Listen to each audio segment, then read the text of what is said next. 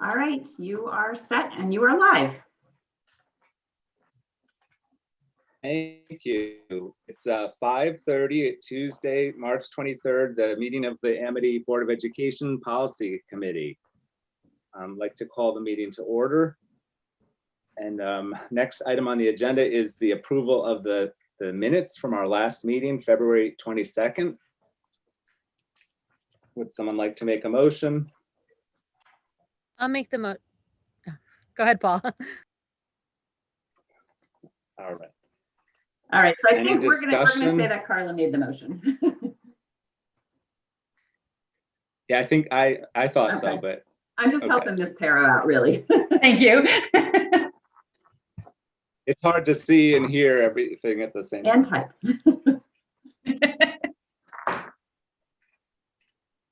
That's right. Multitasking, it's terrible. Any discussion? So we'll, if no discussion, we'll take the roll. Yep, Mr. Davis. Ms. Eichler. Okay,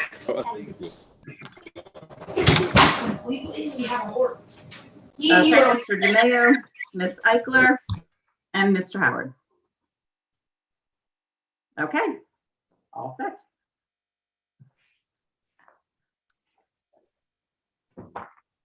And third item on the agenda is public comment.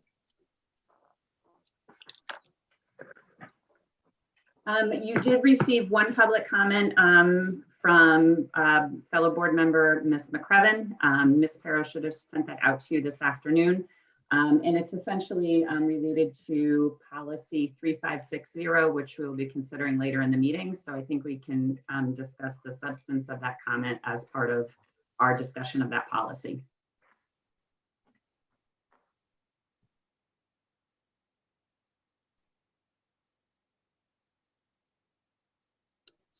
The next item on the agenda is policy 6172.4, Title I, Parent and Family Engagement on page 5 of our packet. So on page 5 of your packet is our current board policy. And we included it because it had been adopted so recently. It was really basically a year ago that we did that.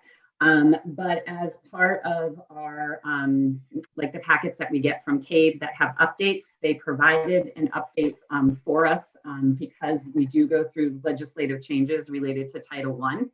I had Dr. McPadden review the policy.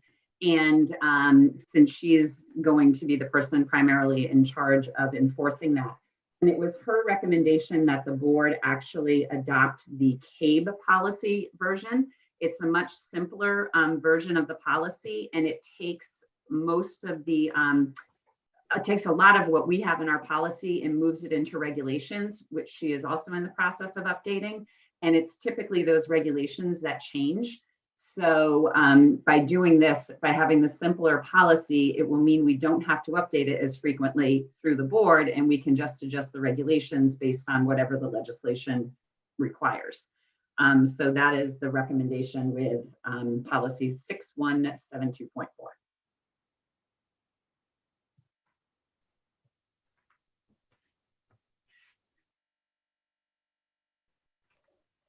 Would someone like to make a motion? And then we can have discussion. I'll make that motion. Thank you, Mr. DeMayo.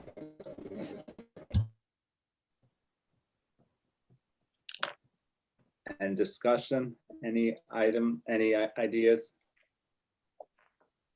Is that Mr. Davis? References to the board, should that be changed to ARSD?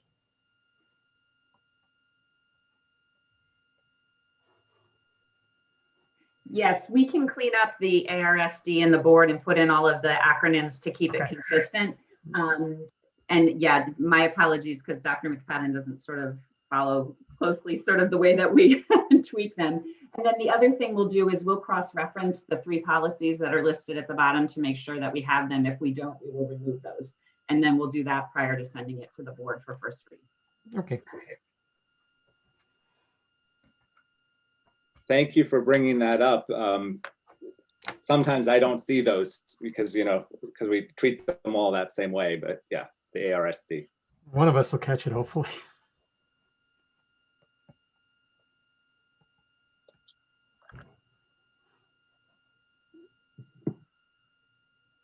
So we have a motion, and are we done discussing? We can take the roll. So Mr. Davis, Yes. Mr. DeMayo, Yes. Yes. and Mr. Howard. Yes. I didn't get one single thing. All right, so now that's the next item is on page 8, but there was also a highlighted version, I think, of policy 3560, capital outlay. Yes. So, Steve, it may help if you muted yourself a little bit because I think we're getting some feedback. Yeah, much better. So we'll let you talk when you really have to. So in your board packet on page 8, you have what was the policy that went forward to the board for a second read that the board decided to return back to policy. I did forward this to the board's attorneys, and I essentially said to her, would you mind looking for conflicts if you can see any between policy 3560 and the bylaw of the board for the AFC.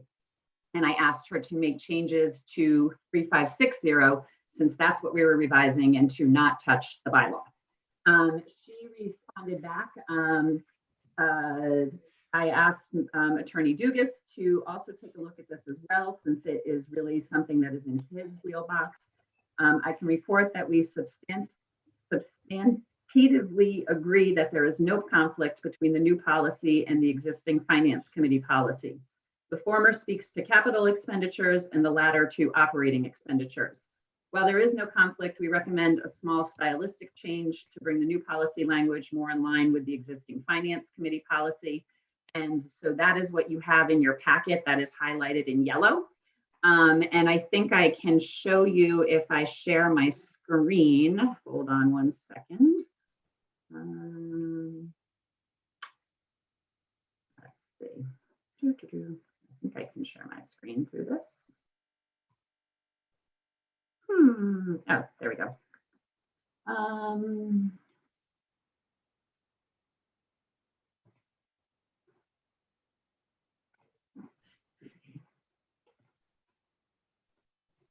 If we go to,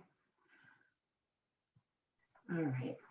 So if we look at the bylaw of the board, what I think she changed is literally the language about the notification process. And so she lifted essentially the language with respect to the emergency transfer that the Director of Finance and Administration, with the approval of the superintendent, shall have the authority to make the emergency line item transfer without prior approval of the AFC or the board, provided that the superintendent and or the Director of Finance and Administration informs the chairperson of the AFC and the chairperson of the board of such transfer. So that was her stylistic change to bring the emergency items in line. So I know that in our public comment, there was again a question as to when the board is informed of these emergency transfers. And I suppose that occurs at an AFC meeting that happens after that. But our current bylaw doesn't allow for that board information. So we typically would report that at the next AFC or the next board meeting, I believe, is how at least we've done that so far. So I don't know if that makes sense or if anybody read Ms. McCrevens' comments and sees something different or contrary to that.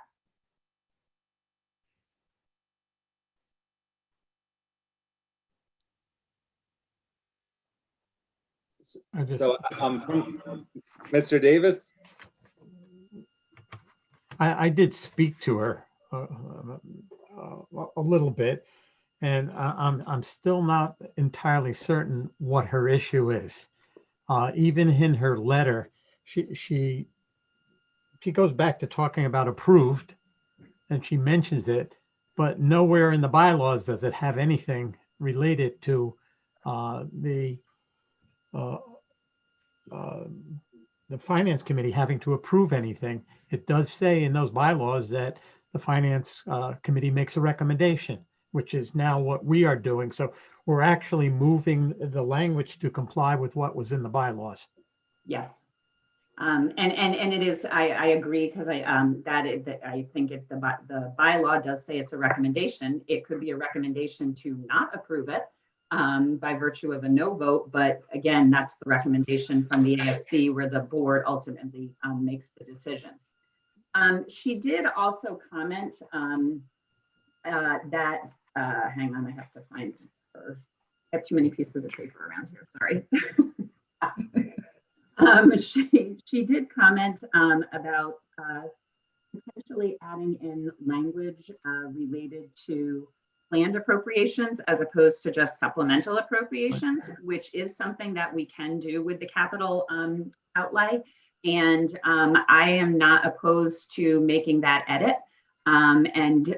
It's just that the public comment came so late today that I wasn't able to do that. And I wanted to run it by Ms. Loomis before I made that edit, but I can certainly sit down with Terry and we can make those modifications and bring it to the board with that suggestion for the next meeting as, I guess, a third read of the policy at this point.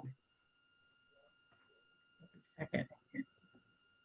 That was my question as well, that I understand her comment and her concerns about that, and I somewhat agree, but that was my question as to like how that would affect what Terry needs to do. So I guess waiting for her consult would make sense.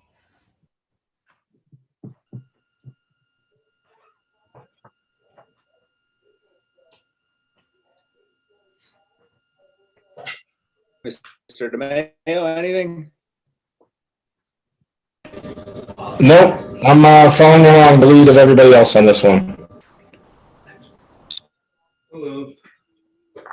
And I guess the only thing would be, I guess it was mentioned at the board meeting at the second read, is the cross-reference, just to put the policy 9132.6 that you just had up at the bottom as a cross-reference. Yeah, I will make sure that Ms. Kara makes note of that, so that way when we go to edit it, she can.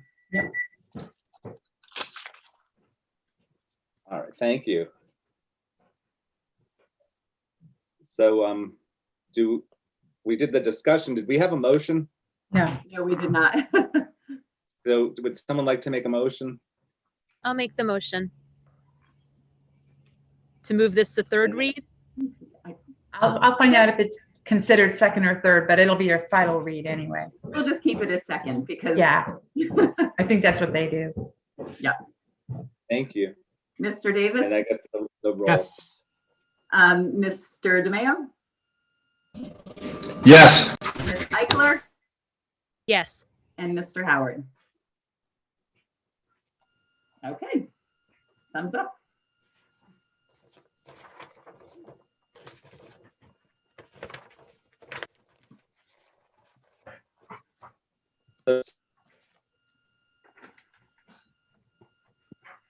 First one, policy 4111.3. We had that at the policy meeting back in February the 22nd. Yes, so I essentially took a very simplified version, a couple paragraphs from the original CABE one, and drafted a very short policy. And then I borrowed, which you don't see included in here, but just so that you know they're already prepared, I borrowed the regulations that came from the Bethany's policy, made a couple of adjustments because their process isn't quite the same as ours. But we do have both a policy and regulation now for a minority recruitment plan.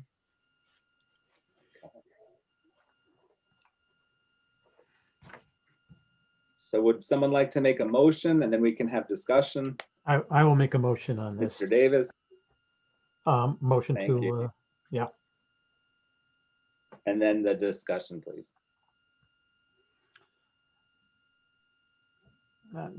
Just comments. I think I raised the issue originally. I think this is very well done and covers all the bases that I wanted to see. Thank you.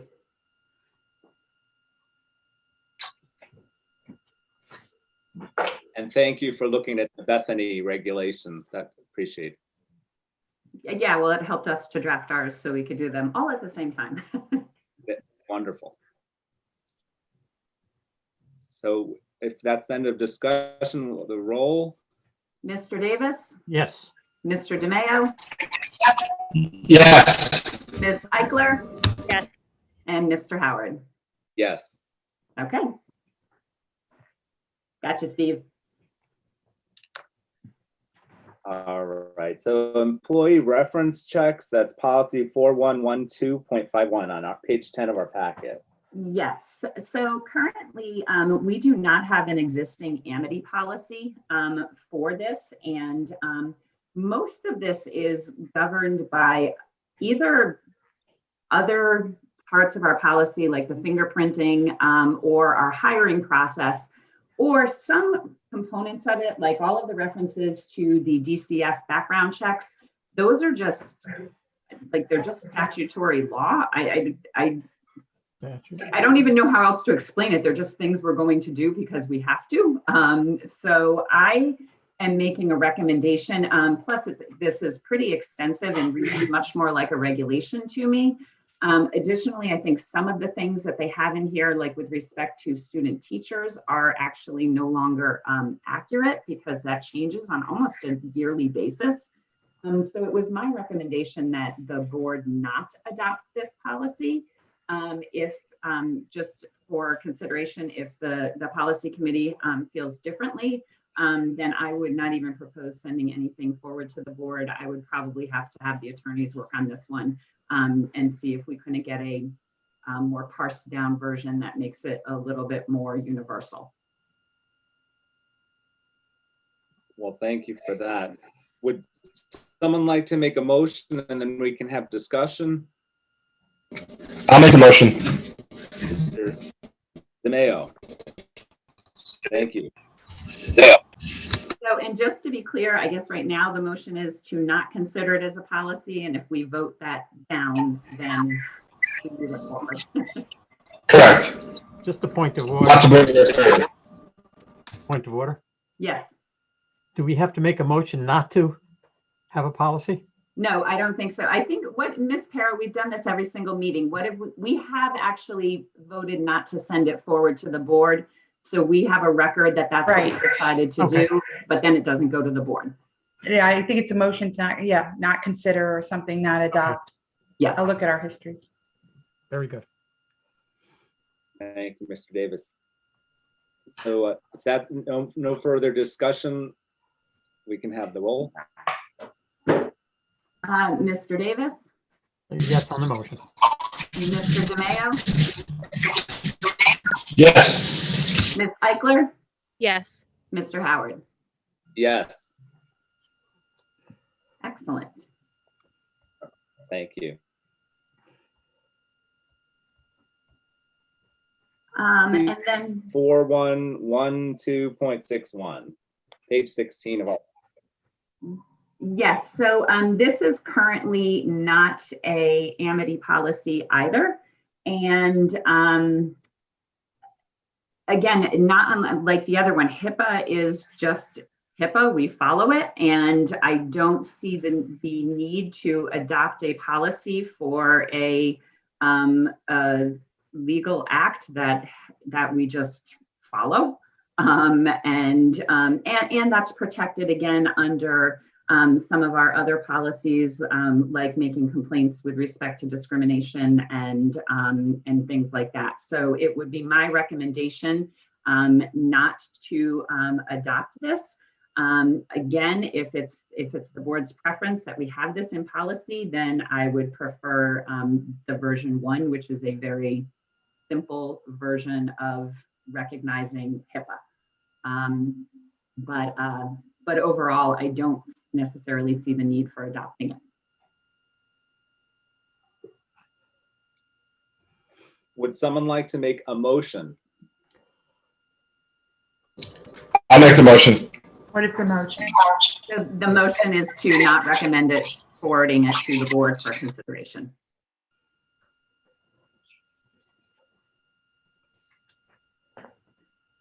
Any further discussion from the board members? I just had a question. What type of personal health information would the district have regarding employees? So like, for example, right now we know who's been vaccinated or not. So that's something that we would collect. The other thing that happens is, I don't know if you remember, but in our teachers' contract, there is a provision where they get a 1% reduction if they do wellness visits. So we have to get information from Anthem as to whether or not they completed their wellness visits so that we can give the 1% reduction. So it's, and then finally, I do believe, and I don't know if this is true in our district, sometimes if we do have staff who have medical conditions, school nurses might be aware of that, simply because they have to, depending on the severity of it, they may need to address something immediately. So I do think that there are occasions when we know that. We know everybody who's tested positive for COVID this year. That's probably more than people More relevant sometimes consider. And yes, extremely relevant right now.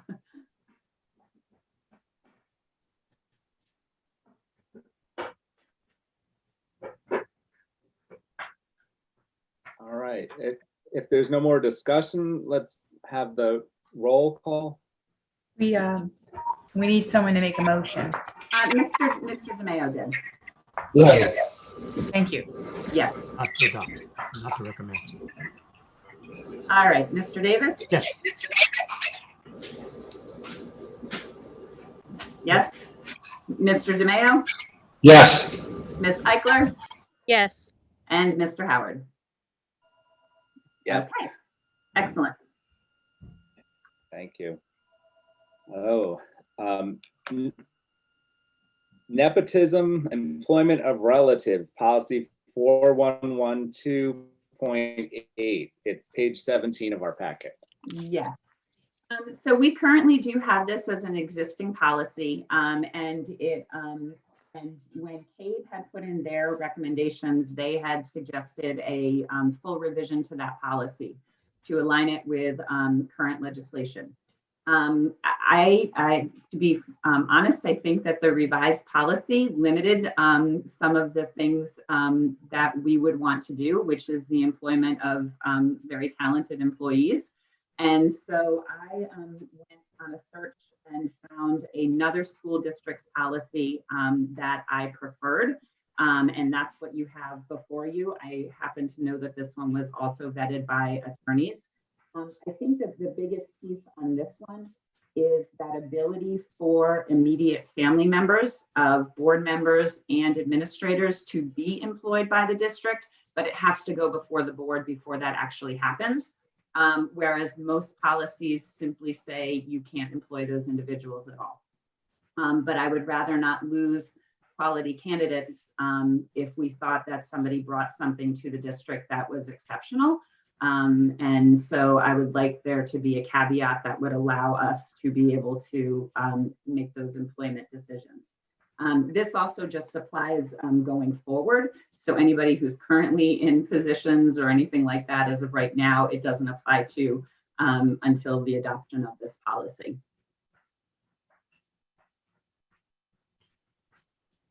Would someone like to make a motion and then we can have discussion?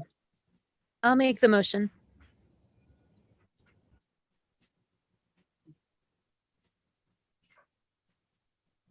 So this essentially says that if there's a candidate and who's a candidate that's close to, I mean, it would be that this person had already been vetted and considering being employed, that then it would go to the board. Yes, so they would essentially be the final candidate. Final candidate. And rather than simply offering the position, which is what we do in most cases, it would come before the board for an actual board vote.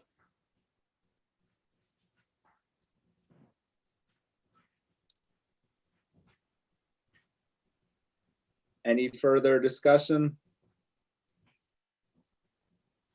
Then let's call the roll. Mr. Davis,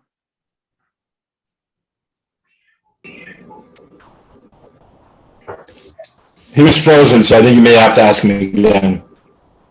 Mr. Davis, Yes. perfect, thank you. Mr. DeMayo, Yes. Ms. Eichler, Yes. and Mr. Howard. Yes.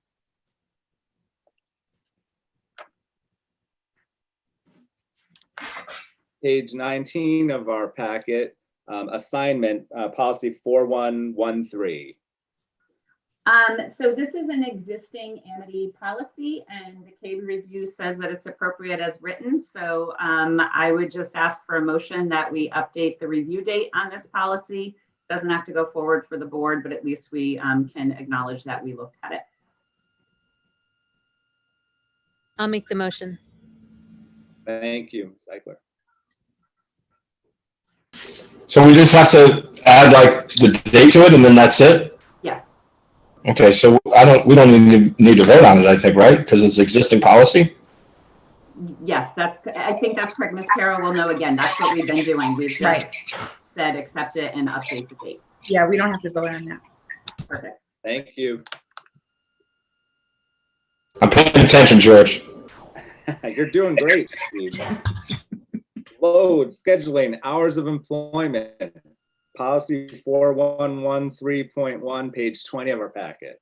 Yes, so that is currently a regulation that is in our policy manual, and I think it would be my preference, and I'll have to look, that we kind of eliminate this regulation, and I just put that someplace within an existing policy, or put it as a regulation attached to an existing policy. It doesn't seem to quite fit with where we currently are, and that really is it's a regulation in my mind. It's an operational procedure. So that would be my recommendation for a policy committee. Would someone like to make a motion, then we can discuss? So moved. All right, Mr. Davis. And any discussion? It's definitely good. Yeah. Seeing none, let's call the roll. Or Dr. please call the Byers, roll. Dr. Byers, excuse me, I just want to clarify the motion. Is the motion to eliminate this policy?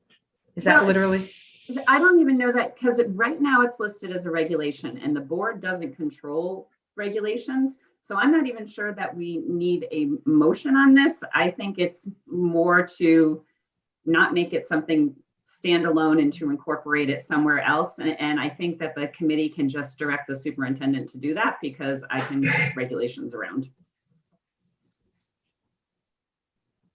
Just, I don't have a problem with it being a regulation, but currently it is a policy, right?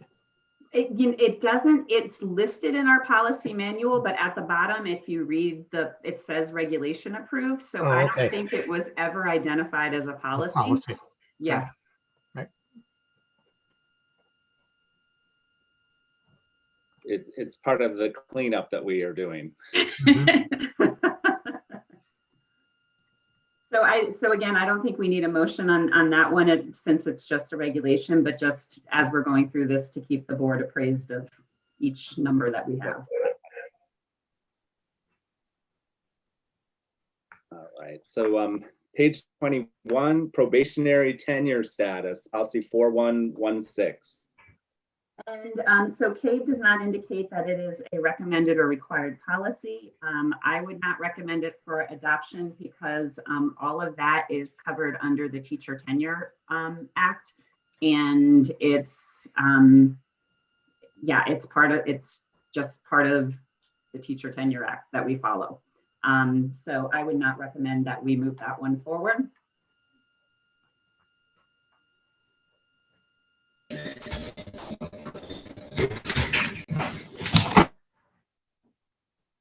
Would someone like to make a motion? I'll make, I'll make the motion that we don't move that one forward. Thank you, Mr. DeMayo. Any discussion?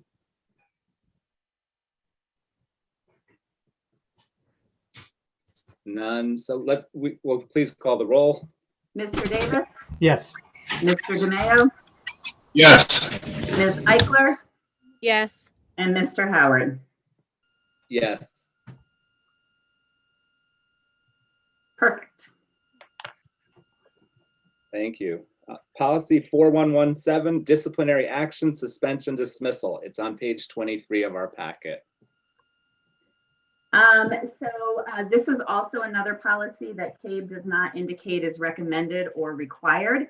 And because all of this really falls under the teacher contract, it would be my recommendation that this is not adopted as a policy and we just leave all of that within the teacher contract itself. I'll make that motion. Thank you, Mr. Davis. Excellent. Any discussion? All right, please call the roll. Mr. Davis, Yes. Mr. DeMayo. Thumbs up, excellent. Ms. Eichler Yes. and Mr. Howard. Yes. All right, finally, page 27 of our packet, return to work, 4117.31. And again, it is a policy that CABE does not recommend or say is required. It is simply suggested. We do all of our return to work. For example, when people do ADA accommodations, we just say that you have to have evidence of a doctor's clearance when you come back to work. Same for FMLA. The same if people are out ill for a while. So I don't see the need for adopting this policy because it's part of what we do when we provide them the leave to not be at work.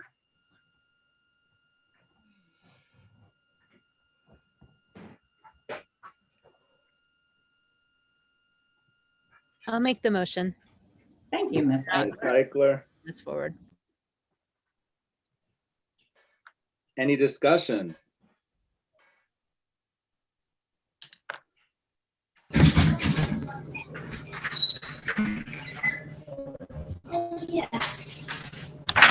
Please call the roll.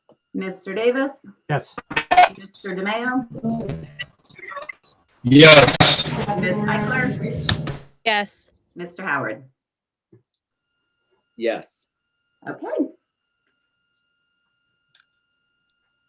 Well, thank you very much, everybody. It's 6:03, so we have a motion to adjourn. Is that our record? maybe, I'm not sure. I feel like once upon a time I had one with Paula that was like 20 minutes. Really? George, you got some work to do.